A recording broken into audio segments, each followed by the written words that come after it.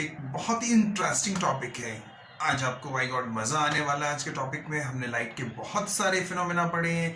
आज एक और नया फिनोमेना हम आपके सामने लाइट का लेके आए हैं और उसका नाम आप खुद गैस करेंगे। ठीक है, मैं कुछ एग्जाम्पल्स आपको बताता हूँ और आपको गैस करना है कि आज का टॉपिक क्या है। जैसे आप देखते हो कि स्काई का जो कलर है वो ब्लू क्यों दिखता है। During the sunset and sunrise जो सन है वो रेडिश क्यों दिखता है, या सन के आसपास का जो स्काई है वो येलोइश सा, ऑरेंज सा, या हम ये कहें रेडिश सा क्यों दिखता है। नून टाइम में एकदम क्लियर क्यों दिखता है ना, या जो डेंजर सिग्नल होता है वो रेड कलर का ही क्यों होता है। तो आई होप कि आपको गैस हो गया होगा कि क्या टॉपिक आज हम अपना इस लेक्चर में लेकर आए हैं। हमारा टॉपिक है स्कैटरिंग ऑफ लाइट। आज के इस वीडियो में बच्चों हम बात करेंगे स्कैटरिंग ऑफ लाइट के बारे में। जी हाँ बच्चों, तो this is Aziz and you are watching your beautiful and cute channel Miswahi education. तो वीडियो स्टार्ट करते हैं बच्चों। समझते हैं स्कैटरिंग ऑफ लाइट क्या फिनोमेना है। इसके पहले आपने एक ऑल लाइट का कई सारे फिनोमेना पढ़े थे, जिसमें एक डिस्पर्सन ऑफ लाइट का वीडियो था। डिस्पर्सन ऑफ लाइट क्या होता है वो फिनोमेना भी आपने स्टडी किया था। तो स्कैटरिंग ऑफ लाइट और डिस्पर्सन ऑफ लाइट के बारे में डिफरेंस भी हम डिस्कस करेंगे, लेकिन लेटर ऑन इस वीडियो के बाद हम उस वीडियो पर चर्चा करेंगे कि डिस्पर्सन और स्कैटरिंग में क्या डिफरेंस है। तो उस वीडियो के लिए वेट करना पड़ेगा थोड़ा सा आप लोगों को। आज के इस वीडियो को स्टार्ट करते हैं। Scattering of light. Scattering of light. Scattering of light क्या होता है बच्चों। स्कैटरिंग ऑफ लाइट होता क्या है कि रेज ऑफ लाइट जो हैं वो जब ट्रैवल करती हैं और ट्रैवल करने के बाद उनके पाथ में कोई पार्टिकल आ जाता है, तो वो पार्टिकल से टकराती हैं, स्ट्राइक करती हैं। वो पार्टिकल उस लाइट को एब्जॉर्ब कर लेता है और एब्जॉर्ब करने के बाद उसको रीमिट करता है इन ऑल डायरेक्शन। रीमिट किया उसने इन ऑल डायरेक्शन, इस तरह से रीमिट किया। ऑल्दो और कुछ रेज ऑफ लाइट फिर से सीधा निकल गया, फिर से इसके पाथ में एक और पार्टिकल आया कोई, उसने भी क्या किया, लाइट को एब्जॉर्ब किया। एब्जॉर्ब करने के बाद उसने क्या किया, उसको रीमिट किया इन ऑल डायरेक्शन। फिर से उसने रीमिट कर दिया, राइट, फिर से रीमिट कर दिया। फर्दर कुछ रेज ऑफ लाइट और गए आगे, फिर उसके पाथ में एक और पार्टिकल आया, उसने भी क्या किया, लाइट को एब्जॉर्ब किया। एब्जॉर्ब करने के बाद फिर से रीमिट किया in all direction. This phenomena is known as the scattering of light. इसी फिनोमिना को बच्चों हम लोग कहते हैं स्कैटरिंग ऑफ लाइट। क्या कि particles light rays absorbed by the particles and re-emit in all direction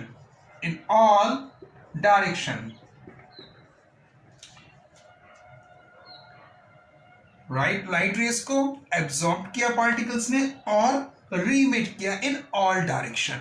this phenomena is known as the scattering of light. Now the question is that which type of particles absorb the light and रीमिट।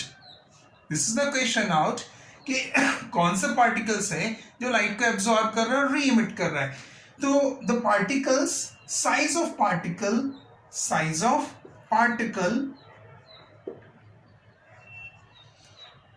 is smaller than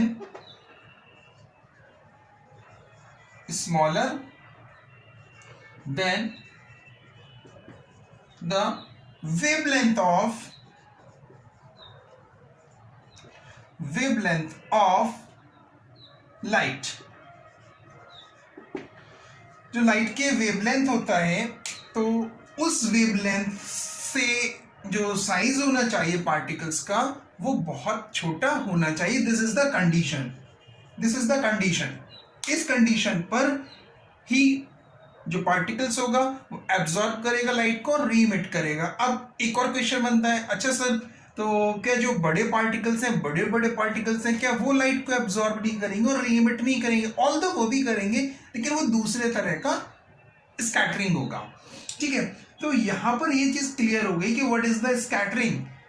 Scattering is the phenomena is that when the rays of light strike on the particles or the colloidal particles भी हम कह सकते हैं, colloidal particles या particles, such a particles that the size of the particles is smaller than the wavelength of the light and the light absorbed by the particles and re-emit all direction. This phenomena is known as the scattering of light. अब all we know, आपको भी मालूम है, हमें भी मालूम, सब जानते हैं, क्या जानते हैं कि जो लाइट है, व्हाइट लाइट सैबिन कलर से मिलकर बनी है। तो क्या सैबिन कलर एक ही इक्वली स्कैटर्ड होते हैं? नो। क्यों? क्योंकि हर लाइट का, हर कलर ऑफ लाइट का अलग अलग वेवलेंथ होता है, तो अलग अलग स्कैटर होते हैं। किस तरह से, आइए देखते हैं, ये नोट करिए।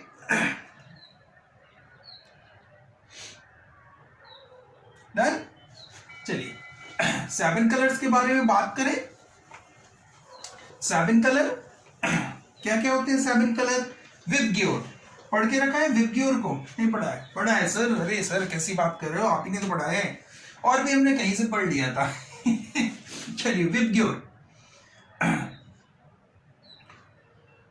Violet, indigo, blue, green, yellow, orange and red, यही होता है विबग्योर।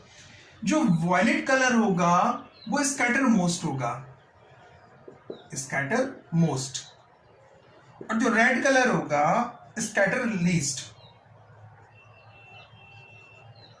Scattered least. ऐसा क्यों होगा? ऐसा क्यों होगा? उसके लिए एक लॉर्ड रैली साहब थे। तो लॉर्ड रैली साहब ने क्या बताया? According to Lord rally,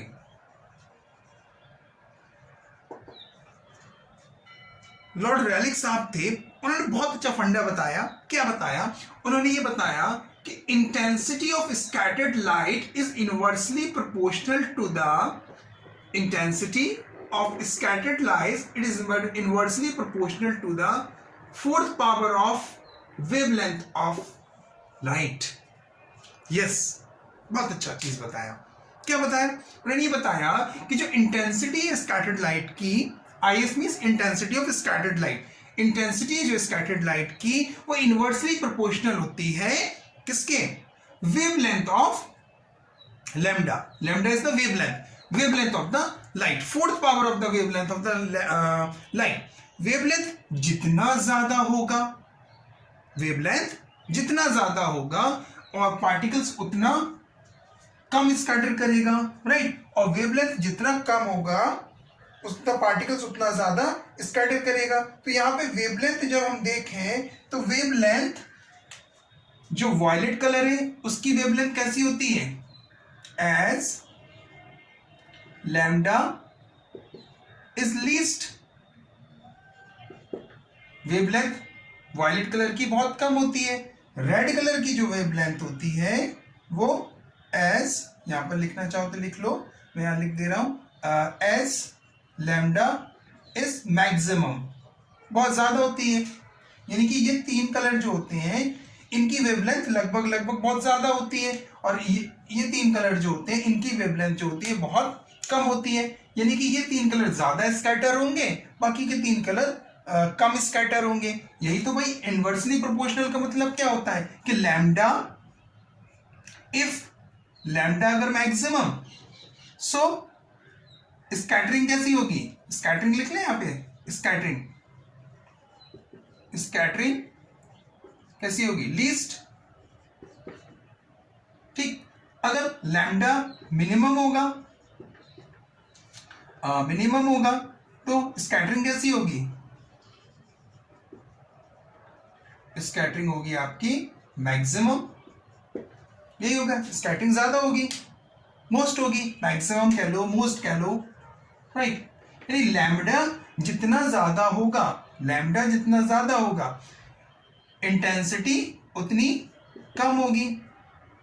lambda जितना कम होगा इंटेंसिटी उतनी ज्यादा होगी। यही तो रैले साहब ने बताया। क्या बताया रैले साहब ने कि जो स्कैटरिंग है यानी कि इंटेंसिटी ऑफ स्कैटर्ड लाइट या इंटेंसिटी कह लें या स्कैटरिंग लाइट कह लें is inversely proportional to the fourth power of the wavelength of light. तो जितना ज्यादा वेवलेंथ इंटेंसिटी उतना कम स्कैटर्ड होगा, और जितना कम वेवलेंथ उतना ज्यादा स्कैटर्ड होगा, राइट, उतनी ज्यादा स्कैटरिंग होगी। तो यहां पर जब हम वायलेट कलर को देखते हैं तो वायलेट कलर की जो वेवलेंथ कम होती है तो ये ज्यादा स्कैटर करेगा, और ये रेड कलर कम स्कैटर करेगा, स्कैटर्ड लीस्ट। ठीक है, एक चीज और बताई रैले साहब ने। क्या बताया रैले साहब ने? रैले साहब ने ये भी बताया कि जो साइज ऑफ पार्टिकल है, size of particle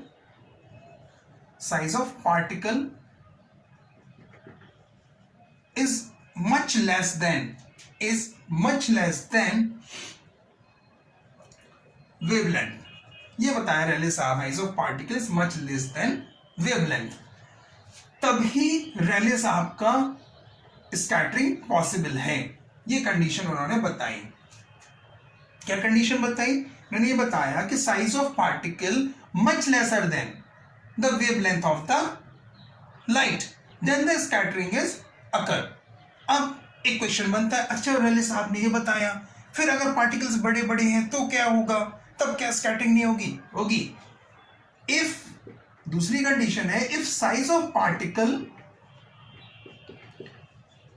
particle equally कह ले हम, इक्वली, राइट, एकदम इक्वली नहीं, but this is the difference type of the symbol that is called equally, या much greater than the wavelength of light, then scattering equally।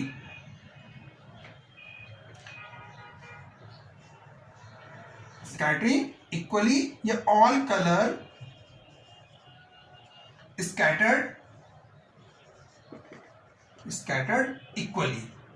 हम ये भी कह सकते हैं कि all color scattered equally। Clear बच्चों? तो रैले साहब का कंसेप्ट क्लियर हुआ कि रैले साहब ने क्या बताया था, क्या कंडीशन दी थी। ये दो कंडीशन दी थी कि अगर साइज ऑफ पार्टिकल्स बहुत बहुत कम है तो स्कैटरिंग बहुत अच्छी होगी, इस तरह से स्कैटरिंग होगी।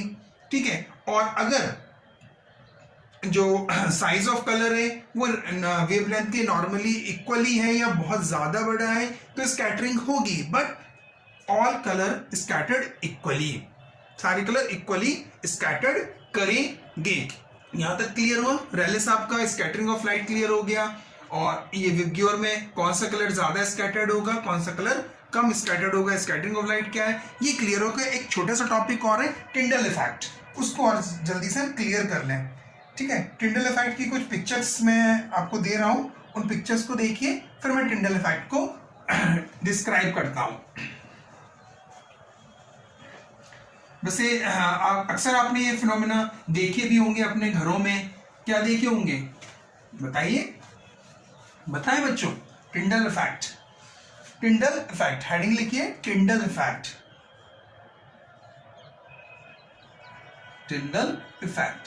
है क्या बच्चों? ये इसका नाम टिंडल क्यों पड़ा? बड़ा अजीब सा नाम नहीं है? बड़ा अजीब सा नाम नहीं है टिंडल? क्या नाम है यार? अरे यार, नाम में क्या रखा? काम देखो बंदे ने कितना अच्छा काम किया है। अरे तुम लोग यार नाम के पीछे पड़े रहते हो, ऐसे टीचर्स का अपना नाम रख देते हो, किसी का कुछ रख देते हो, किसी का कुछ रख देते हो, बहुत नॉटी हो तुम लोग। चलो any come to the point. Tyndall effect क्या है? टिंडल इफेक्ट है क्या कि अक्सर फिनोमेना आपने देखे भी होंगे बच्चों अपने घर में, कि जब जैसे मॉर्निंग टाइम पे या दोपहर में भी कह लो, एक अंधेरे कमरे से जब विंडो खोलते हो ना, और जो विंडो से लाइट आती है एकदम उसका पाथ विजिबल होता है, आपको दिखता है साक्षात प्रभु जी पधार गए, साक्षात भगवान आ गए। आहा, देखो लाइट आ रही है, रेज ऑफ लाइट। यानी जब पाथ जो है लाइट का अगर वो विजिबल हो रहा है तो समझ लो कि वही इफेक्ट कहलाता है टिंडल इफेक्ट, जब आपको लाइट का पाथ विजिबल हो जाए। ये तो हो गया एक एग्जाम्पल। दूसरा एग्जाम्पल भी अगर हम लेके चले तो आप देखते हो जब बादल से हो रहे हैं और बादलों के ऊपर से सन की रेज आ रही हैं, बढ़िया dim dim dim dim dim, बहुत अच्छी रेज आ रही है सन की, और उससे एकदम पाथ विजिबल, अरे प्रभु जी आ रहे हैं क्या, ठीक है। तो वो इफेक्ट कहलाता है टिंडल इफेक्ट। एक और देख लें, बढ़िया घने से जंगल में कभी कभी जाते हैं, आपके जो इस जिस एरिया में भी हो गया आप लोग, तो आसपास कुछ ना कुछ जंगल्स होगा, तो वहाँ पे या डेंस फॉरेस्ट, या आप पिक्चर्स वीडियोस वगैरह में देखे होंगे, मूवीज वगैरह में देखे होंगे कि घने जंगल होते हैं एकदम, और जो कैनोपी होती है वहाँ से जब सन की रेज आती है ना एकदम, तो लाइट का पाथ विजिबल होता दिखता है हमें, यही कहलाता है टिंडल इफेक्ट। इस एक्सपेरिमेंट को आप अपने घर पे भी कर सकते हो बच्चों। एक ग्लास लीजिए जिसमें आप प्योर वाटर फिल करिए, एक दूसरा ग्लास लीजिए, कौन सा ग्लास, स्टील का नहीं ले लेना। तो सर हमने तो स्टील का ग्लास लिया था, एक्सपेरिमेंट तो हुआ ही नहीं, स्टील का ग्लास मत ले लेना। कांच का ग्लास लीजिएगा जिसमें आप एक कांच के बीकर में, ग्लास में, ठीक है, रख लीजिएगा प्लेन ग्लास में प्योर वाटर, और एक दूसरे ग्लास में आप रखिएगा वाटर विद मिल्क, ठीक है, वाटर विद मिल्क, उसके साथ उसमें थोड़ा सा मिल्क मिक्स कर दीजिएगा, एक ग्लास वाटर में थोड़ा सा मिल्क, उसको मिक्स कर दीजिएगा। उसके बाद रेज ऑफ लाइट आप पास कराना दोनों ग्लास से, तो आप देखोगे कि जो मिल्क वाला ग्लास है उसमें पाथ लाइट का विजिबल हो रहा है। जैसे कि पिक्चर में आप देख रहे हो, यहाँ पर दोनों ही ग्लास मैंने आपके लिए शो करे हैं, तो आपको दिख रहा होगा कि जो मिल्क वाला पाथ है, मिल्क वाला ग्लास है, उसमें लाइट का पाथ विजिबल हो रहा है, जबकि जो क्या नाम है आपका प्योर वाटर है उसमें लाइट का पाथ विजिबल नहीं हो रहा है। यही कहलाता है बच्चों टिंडल इफेक्ट, कि जब हमें लाइट का पाथ विजिबल हो जाता है, यानी साक्षात लाइट हमें दिख जाती है, तो उसी को कहते हैं बच्चों हम टिंडल इफेक्ट। और ये होता किस वजह से, ऑल्दो ये होता during the scattering of light, scattering of light की ही वजह से होता है, ऐसा नहीं कि ये स्कैटरिंग ऑफ लाइट की वजह से। बस है क्या कि जो दूध वाला ग्लास आप देख रहे हो, इस दूध वाले ग्लास में ज्यादा पार्टिकल्स, जो कॉलिडियल सॉल्यूशन बन गया हम ये कह सकते हैं, यानी कि जो साइज ऑफ पार्टिकल्स है, मिल्क के जो साइज ऑफ पार्टिकल्स हैं वो लाइट के वेवलेंथ से बहुत बहुत छोटे हैं, इसलिए रेलिक्स आपका जो लॉ था वो वैलिड हो रहा है और लाइट का पाथ हमें विजिबल हो रहा है। यही बच्चों कहलाता है हमारा टिंडल इफेक्ट। क्या कहलाता है टिंडल इफेक्ट? अगर हम देखें टिंडल इफेक्ट को बच्चों, तो रेज ऑफ लाइट जब आती हैं, आने के बाद किसी कॉलिडियल पार्टिकल्स पर स्ट्राइक करती हैं, स्ट्राइक करने के बाद उसका पाथ हमें विजिबल होता है due to scattering of light. This phenomena is Tyndall effect. अब है क्या, 19th सेंचुरी में जॉन टिंडल थे, जॉन टिंडल साहब ने ये ऑब्जर्वेशन सबसे पहले देखा, ये डिस्कवरी किया, तो बस उन्हीं के नाम पे इसको रख दिया गया टिंडल इफेक्ट। जैसे कैपलर्स पढ़ा है आपने, कैपलर्स लॉ, भाई कैपलर्स थे, कैपलर्स ने कुछ लॉ दिए, उसके नाम पे उनको दे दिया कैपलर्स लॉ। इसी तरह न्यूटन साहब थे, न्यूटन्स ने लॉ दिए तो न्यूटन्स लॉ। इसी तरह हमारे जॉन टिंडल साहब थे, तो जॉन टिंडल साहब ने ये ऑब्जर्वेशन किया, सबसे पहले साक्षात लाइट को देख लिया, विजिबल पाथ देख लिया, तो इसलिए उनका नाम पर रख दिया गया टिंडल इफेक्ट 19th सेंचुरी के अराउंड। तो क्लियर हुआ कि जो ऐसा फिनोमेना, जो रेज ऑफ लाइट जाती है और कोलाइडेड पार्टिकल से टकराती हैं, टकराने के बाद स्कैटरिंग होती है और इस स्कैटरिंग में हमें पाथ लाइट का विजिबल होता है, that is called the Tyndall effect. इसी को हम कहते हैं टिंडल इफेक्ट।